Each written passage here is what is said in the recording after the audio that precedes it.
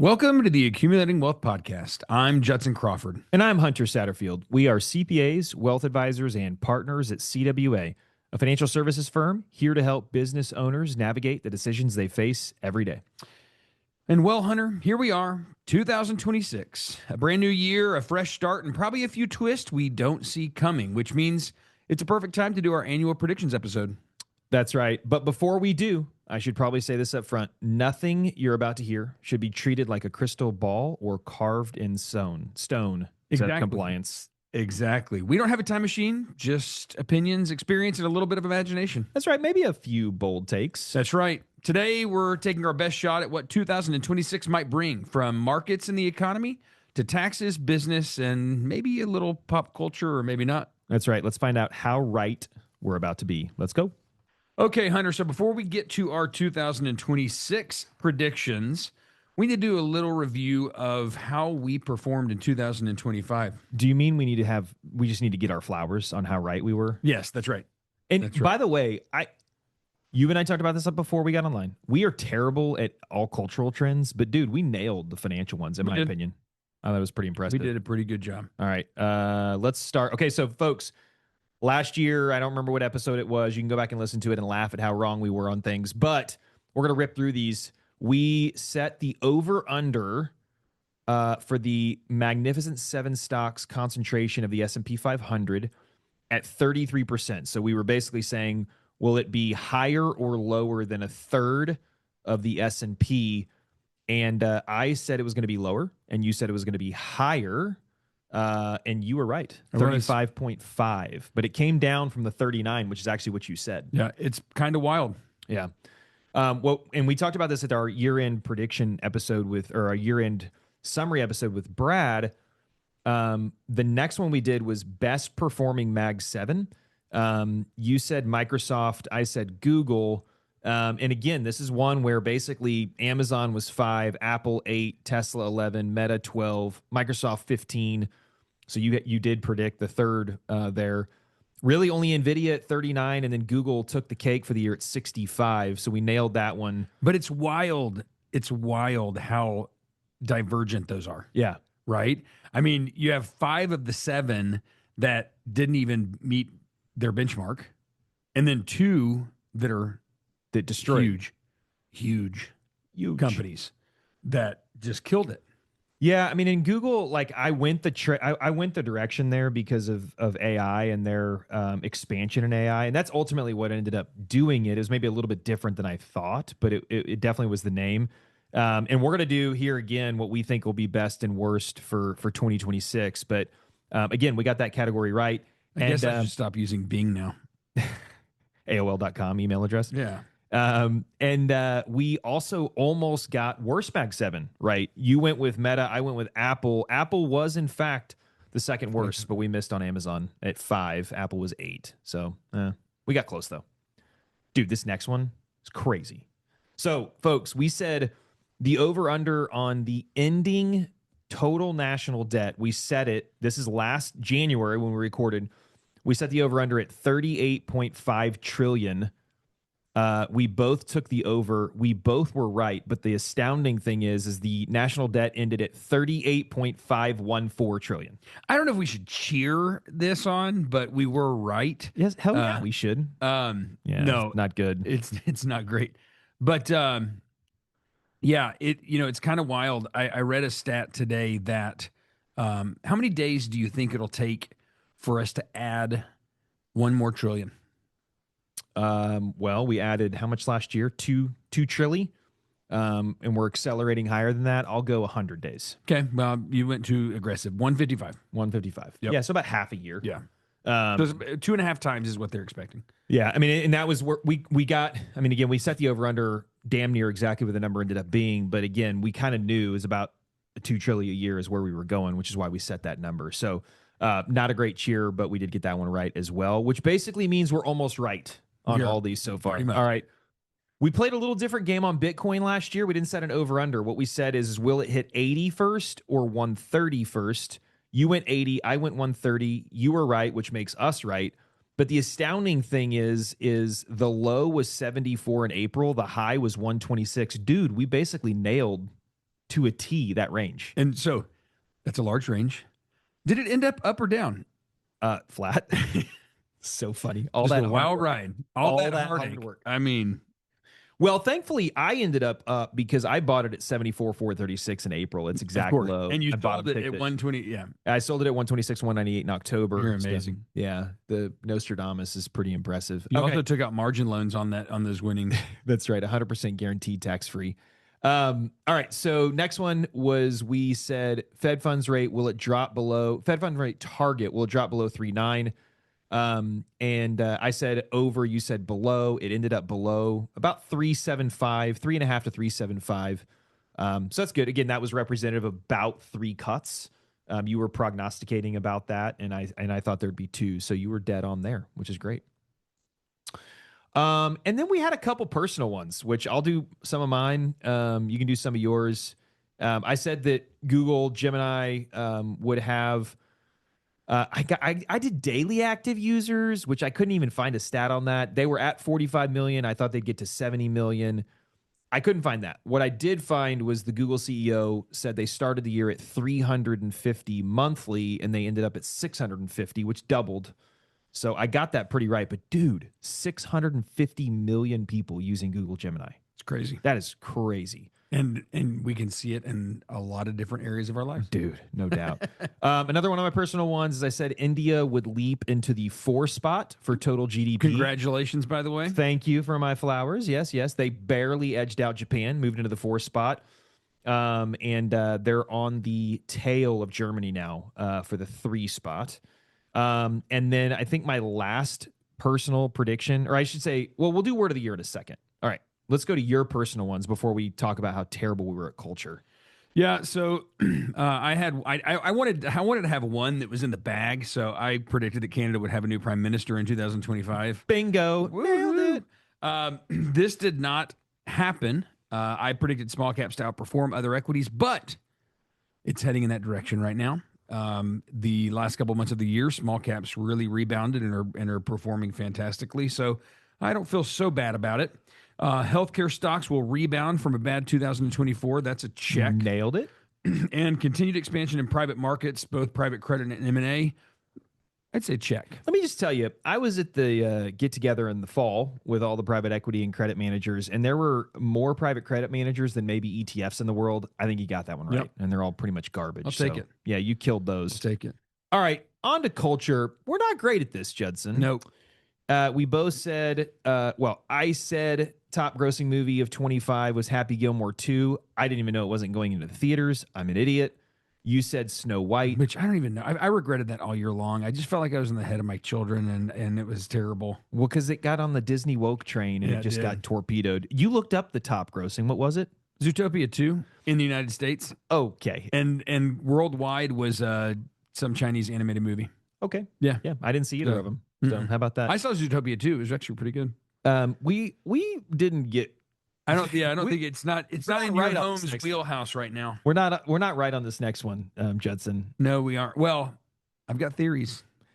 We said that Travis and Taylor were going to break up. Instead, they got engaged. But the theory is they made so much money off that engagement, and they I think that they heard our prediction. They didn't want us to be right. So they said, you know what? Let's get engaged to prove Judson and Hunter wrong, and then we'll wait to break up in 2026. That's right. Hey, you know what? We still have time. They're not married yet. They're not married yet. Yeah. We also predicted the Lions to win the Super Bowl. Dude, we should stop the cultural ones. We clearly don't know what's going on in culture. No. And if you ask me who wins the Super Bowl now, not the Cowboys. Not the Cowboys. We're going to get that one right. Okay, last but not least, before we move on to 26, folks, we did a word of the year. My word was AI, which I believe was accurate. That was certainly the year of AI in so many ways, which will surely carry on to 26. I don't think you had one. Oh, I did. Oh, you did? Yeah. What was because it? I didn't know we were asking word of the year. And Oh, so I dude, came I'm up sorry. I came up with diarrhea as the word of the Okay, year. And yeah. actually, I think I'm pretty accurate as well. So, I think that there were lots of people that had diarrhea of the mouth in 2025. Okay. Anyway, great 25, and we'll have some fun for 26. We're not going to use all the same ones. We're going to carry a few of them over. Where should we start? Should we start with Mag 7? I think so. Okay. I mean, we're gonna keep at it. What do we let's do let's start with best performing Mag 7. And I have mine written down, so there's no way that we're Mine also written down. Okay. All right. Give it to me. All right. From the pits of despair, I'm choosing Amazon as my number one Mag 7 for 2026. They did not perform very well last year at 5.2%.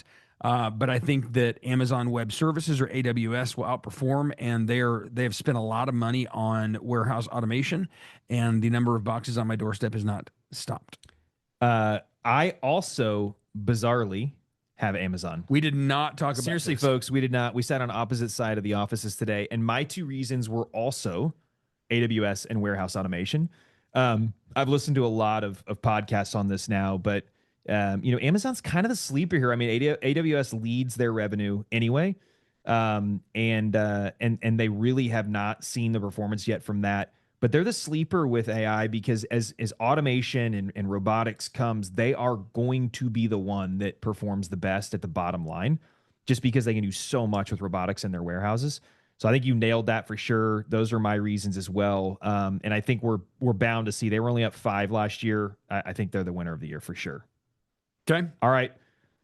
Worst Mag 7. I will start. I'm going with Apple here.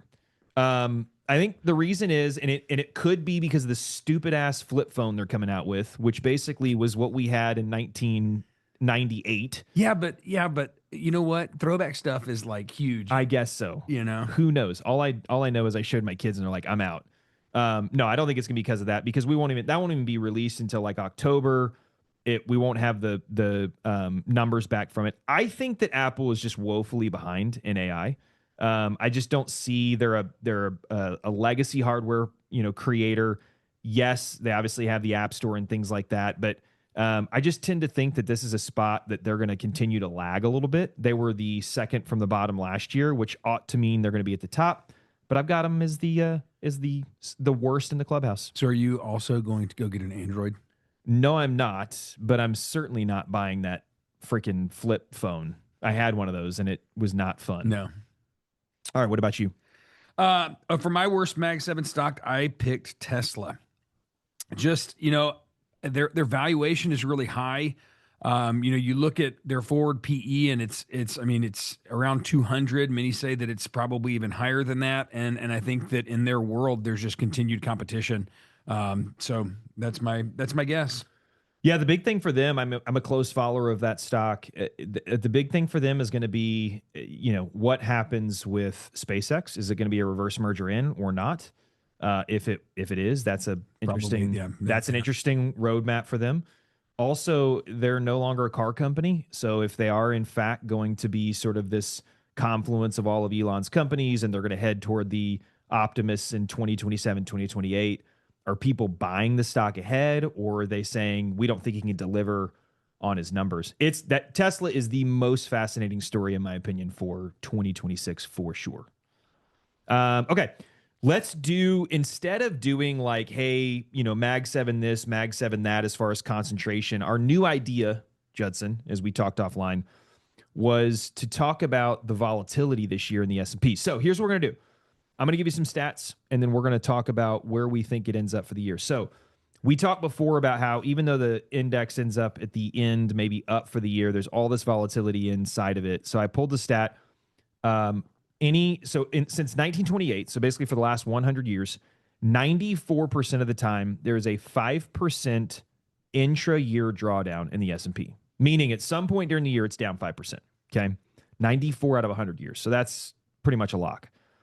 63%, so 2/3 of years, there's a 10%. 26 or a quarter, there's a 20% drawdown. And then from there, it gets 10% is a 30% drawdown, et cetera, et cetera. Okay. So what I want to do is I want to set the over under at 15%, because I think it's about 50% of years have that. Will the S&P 500 draw down at some point during the year 15%? Judson, what is your answer? Absolutely, yes. I just don't see, again, it is so, we can have really short-term memories about how we got, to up double digits in 2025, it was a volatile year. And I don't see any reason why there won't be continued volatility just because there are geopolitical issues that are out there that will come up. There are economic issues, not ones that I think are going to implode the economy, but I think that are ones that will continue to have volatility in the market. So I don't know what it is. I don't know what it looks like. But if you're asking me to guess to flip a coin, I'm going to say yeah. Yeah, I mean, just to be counter, I'll say no. I mean, I think you're probably right, but I'll say no. And the reason I'll say no is the market breadth that we talked about with Brad. If you get this widening of the market, presumably you don't have as much dependent on these big names. And so I'm going to say that maybe we have a 10 or a 12%, but maybe not quite to that 15% drawdown. So, but I think you're probably right. It'll probably be like 14.9. Plus, if any indication of our last year guesses, it will be. Plus, if we both are on opposite sides, that means we're right. That's right. It works out that way every time. AWP is correct. That's right. Okay. Before we do more work ones, I think we need to get to sports ones, and then we'll go back to work, and then we'll do cultural because we're so right on those all the time. Okay. All right. So let's do sports, which in the event you were not aware, you know what, Judson? Let's just rip through the events this year. This is just wild. The cultural moments this year. We have the 250th birthday of America. Okay. We've got Taylor and Travis maybe getting married. It's quite exciting. Or breaking up. Like we expect. We have a World Cup. We've got a Winter Olympics. We have the Patriot Games as a part of the 250th. Well, if this thing actually happens in a UFC fight, who really knows? Dude, it's a year, man. It is a year. Okay. So we'll do some sports ones first. Judson, who is your Super Bowl winner for 2026? Well, Hunter, as you and I are both passionate followers of the NFL right now, I am going to go. I'm gonna go with the Denver Broncos. Are they in the playoffs still? They're a number 1 seed, my friend. Okay, that shows what I know. I'm currently pulling up my phone. I'm gonna go with the not Cowboys. Okay, that's my answer. There you go. I'm gonna be right. No, Broncos are a 1 seed. Give me Drake May and the Patriots. Okay, because it's the 250th anniversary of America. The Patriots are going to win the Super Bowl this year. If you would have said last year that as of this podcast, the number 1 seeds were the Denver Broncos and the Seattle Seahawks, would you have been right? No chance. No chance. If I had said Indiana was playing or Indiana, Miami, no chance. Yeah, it's great. Okay, that's the first sports one. The next sports one, which I will answer first, is the Patriot Games winner. So who knows if this is actually going to happen, but I don't really care. We're going to guess anyway. So for the 250th, we're going to have a Hunger Games in America with 1 boy, 1 girl from each state. We don't know what they're going to do. We have no idea what they're going to do. It's going to end up being an eating contest. Yeah. And it's going to be high schoolers, so we have really no idea. We are not allowed to pick Texas because we would both just pick Texas. So we got to pick another state. I'm going to go with California, and I have a rationale because over there in California, nice year-round weather. There's like a lot of swimmers. I think this is why like Stanford's really good at things and UCLA and everything like that. So assuming this competition is an array of things and not just tackle football, I'm going to go with California as the winning state.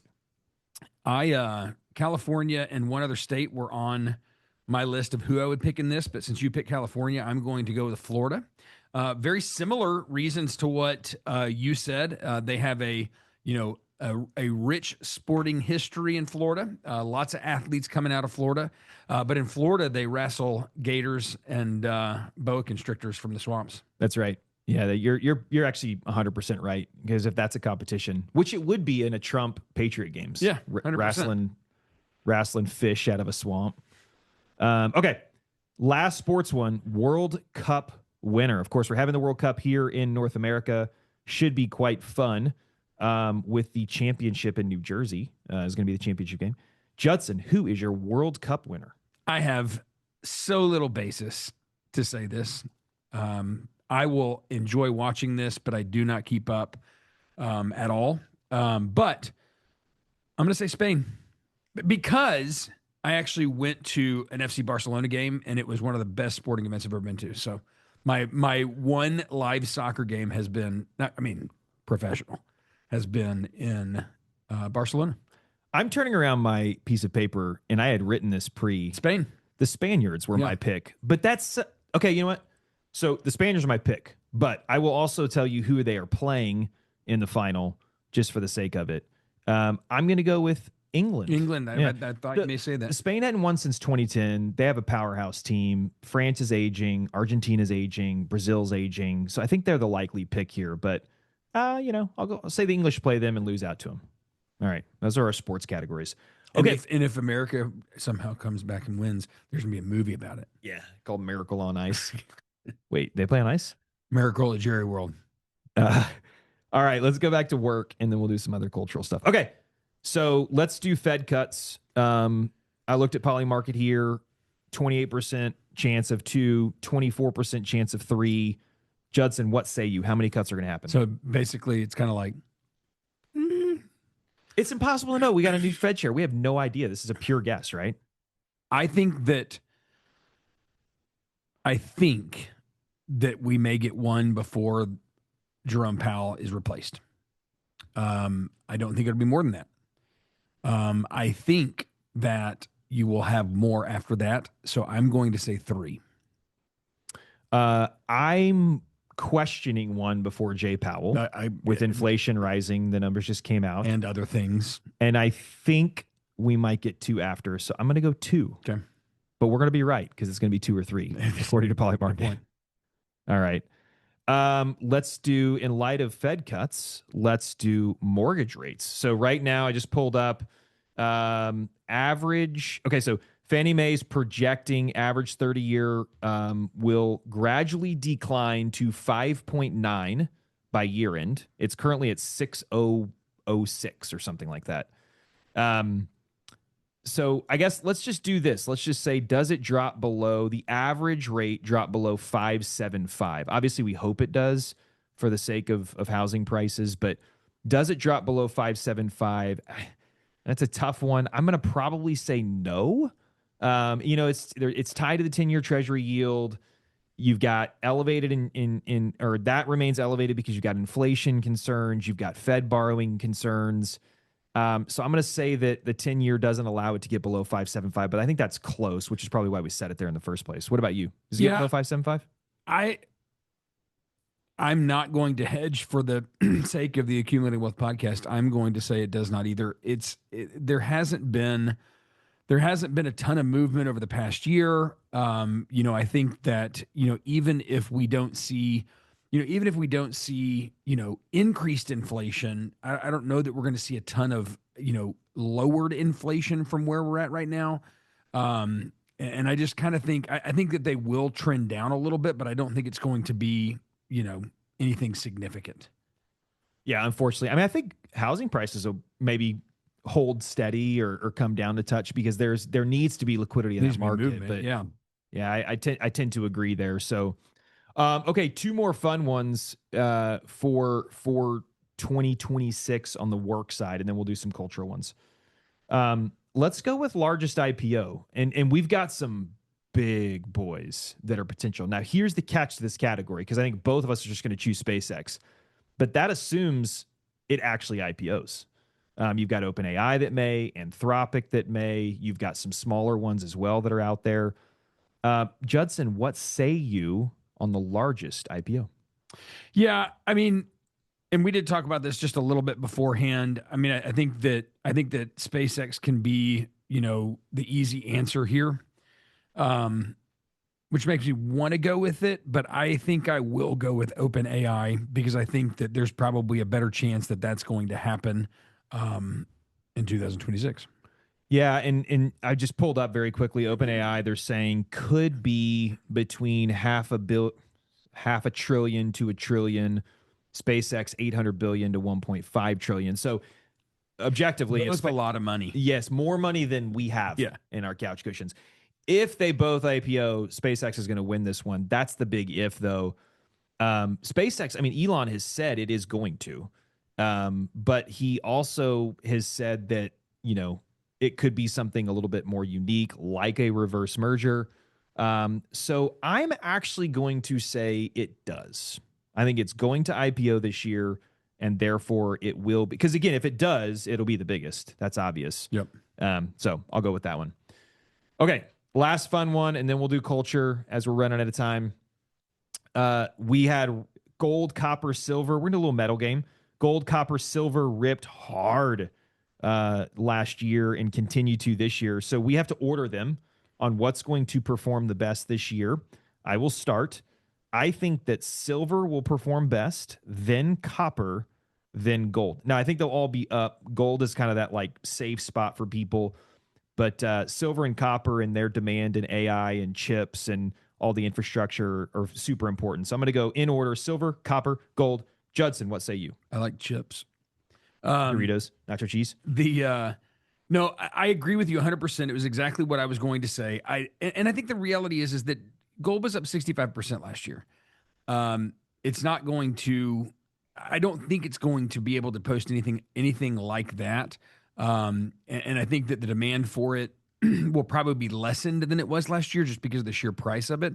And it's not used in things like you're talking about, whereas silver and copper are. So I think that you nailed it right. All right. Well, we shall see. Lots of fun stuff in there.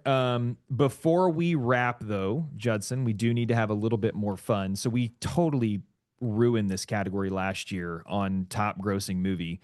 But there are so many great ones this year. We've got the new Avengers, Spider-Man, Supergirl, Toy Story, Super Mario, Dune 3 in honor of Scott Clinch, Jumanji 4, The Odyssey. Goodness gracious, what a year this is going to be. It's like, okay, yeah, go ahead. No, go for it. Well, okay. Like, yes, The Odyssey. I will be in theaters for that. Project Hail Mary, is Brad and you and I said, we will all be in the theater for that. But if you look at what I said earlier, the top grossing movies globally were a Chinese animated movie and Zootopia 2. So I'm gonna go with Toy Story 5. Yeah. I mean, I'll be in theater for that one. Yeah, 100%. It's a good pick for sure. Toy Story is great. I'm, I'm not a big MCU guy as far as that world goes, but Avengers, I mean, they're bringing back some classic characters. It allows them to bring back Iron Man as well. So I'm going to go with Avengers Doomsday, but I was stuck between that, Spider-Man, and Toy Story, so I think you might be right. But it should be a fun year for sure. Okay. Any other Spider-Man? Pardon? Is it a new Spider-Man? I think it's in that animated. Oh, okay. I don't know. I don't know. No. Producer's saying no. It's okay. Yeah, she's saying no. So it's Toby again? Tom Holland. Holland. Ooh, okay. I don't know who that is. Yeah, you do. I probably do. Okay. Any other fun ones you got, Judson? Well, I mean, while we're at it, yeah, you know what? I'm gonna ask one question, which is I think it's an easy answer, and then we're gonna do a favorite. Just because it's coming up in just a matter of days, who's gonna win the national championship? Indiana. It's not close. Agree, but Miami's been surprising each time, and if Michael Irvin has something to say about it, Miami is going to surprise us and stay within 2 touchdowns. Yeah, but Indiana is going to win. Indiana's looking so good right now. Okay. Lastly, we have a Winter Olympics coming up. What is your favorite Winter Olympic sport? So, in a hilarious way, I actually kind of enjoy curling because it's like a very they're so aggressive with it, and I think that's really really fun. But my favorite Olympic sport, favorite Winter Olympic sport, is definitely skiing events. Yeah, I mean, my boys and I love it. You and your girls love skiing. I love watching the speed they race at because you and I have both tested our speed and it ain't 80 miles an hour. Yeah. So, and even though they're not my favorite people on the mountain. Even like the snowboarding events are just phenomenal to watch. The half pipe and everything is just crazy. Indeed. And I believe Denmark and U.S. are actually playing each other in hockey, which means that the winner takes Greenland. Oh, all right. So with that, I'm going to leave with my word of the year, even though Judson doesn't have one. Probably. I do. Actually, oh, you do? Yeah, because I don't want to be on the spot and come up with the one word again. My word of the year is agentic. Okay. Please use that in the sentence. No, I think the idea maybe is the key here. AI is going to take the next step, agentic, meaning that they become to where they don't actually have to be run by humans as much as well. They become agents as of themselves. But again, I think we're moving toward, by no means are we going to have, really strong AI robots or anything in 26, maybe not even in 27. But I think everything that we're seeing is pointing toward truly agentic AI by the end of this year, which is the next step we need to take to go to the next level. So I'm going to go with agentic is my final answer. And a great example of that is like, my Tesla, for instance, I use full self-drive every single day. It's getting better and better and better, but it still does require me sometimes to intervene just periodically when it is fully released, as Elon has said this year, to where it's just doing it and I'm cranking out emails. That is an agentic AI. So I'm excited to see it happen, but that's my word, and that is me using it in a sentence for you. Okay. Well, listeners, I'm going to go with a word that most of us actually know, and that is balance. What I hope in 2026, economically in a lot of different areas, is that we're able to find balance. I think when we talked about our market update with Brad. We talked about market rotation and balancing that out. I think that there's balance that we can find, between inflation and rates. I think there's balance that we can find within the labor markets. And I think that, I think a lot of that balance can maybe cool some of this volatility and just keep us moving forward in the positive direction. Listeners, if you ever wondered what the difference between Judson and I is in life, you just saw it. Agentic versus balance. Get us out of here.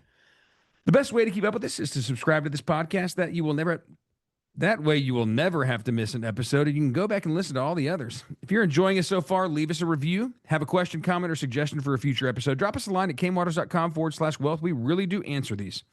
And if you want to learn more about what we do when we're not recording these episodes, visit kamewaters.com to see how we're helping over 3,500 clients reach their long-term financial goals.